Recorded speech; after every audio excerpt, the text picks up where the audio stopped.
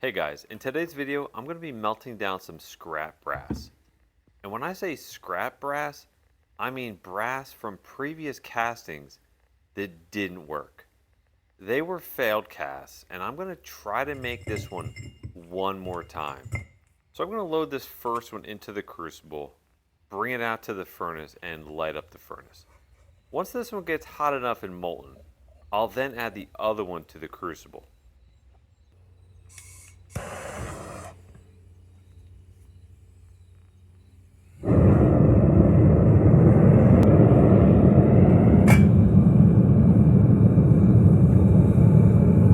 Alright guys, the mold is ready to go to be poured into. I just have to wait for this brass to melt down. We're going to check on the temperature now and see what we have. And make sure to stick around to the end of the video to see how exactly I made the mold for today's cast.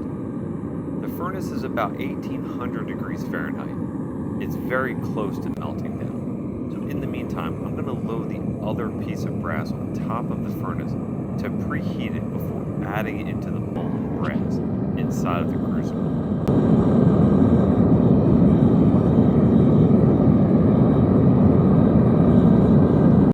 It's been about 5 more minutes and it's now molten. I can now add this extra piece of brass to the crucible to melt it down.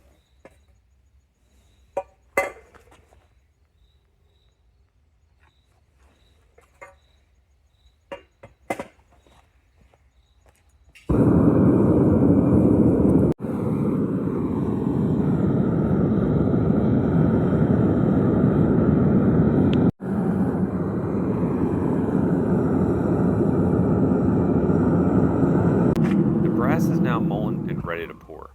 I'm going to remove the crucible from the furnace and pour the molten brass into the mold.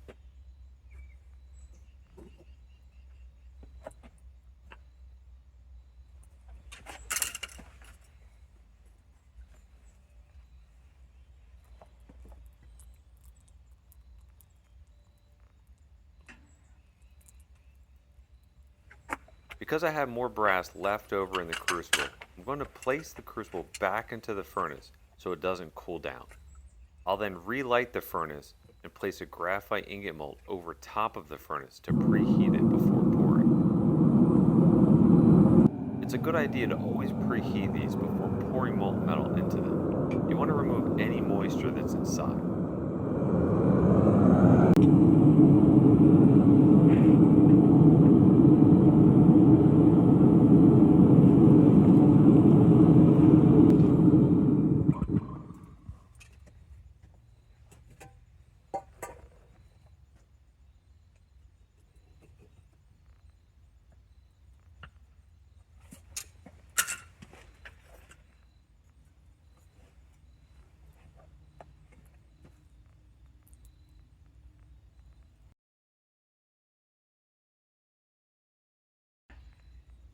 So what you're about to see here is a huge mistake on my part.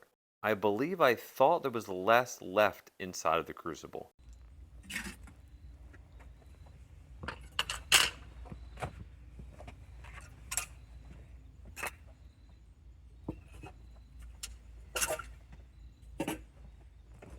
It's probably been about 15 minutes and it's now time to remove this from the ingot mold and head into the garage and demold the sand mold and see how that came out.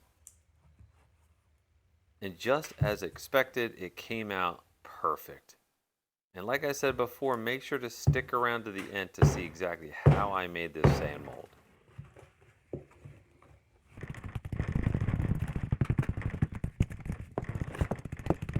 I'm just going to grab this with a pair of channel locks so I don't get burned. It still is hot. I'm just going to poke at the sand to remove it with a screwdriver. And after this, I'm going to put it in a vise to cut off the gates away from the skull.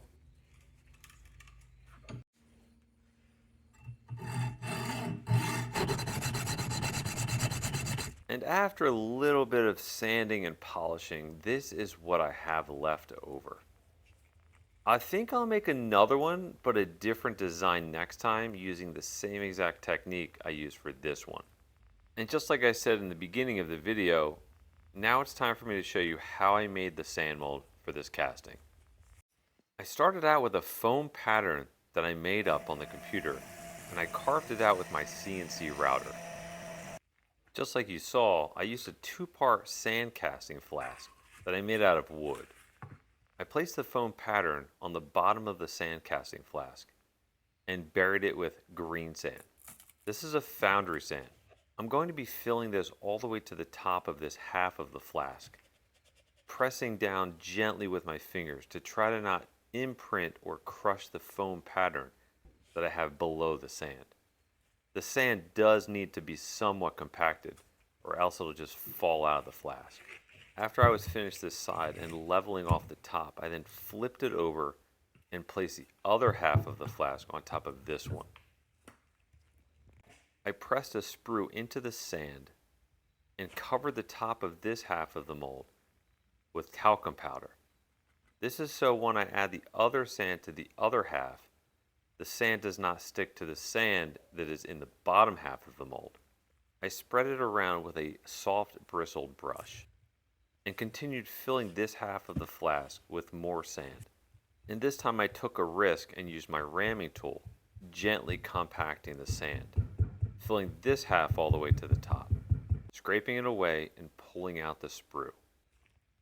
I removed the top half of the flask to access that foam pattern that I have in the bottom half.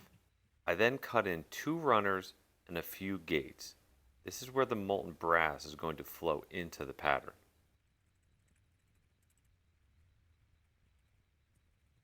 After I was finished cutting those in, I then used the same soft bristle brush that I used before to brush away any of the loose sand that was left behind.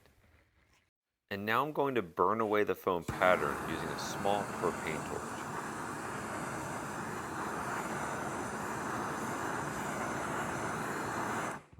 Now I have an open cavity for the molten brass to flow into.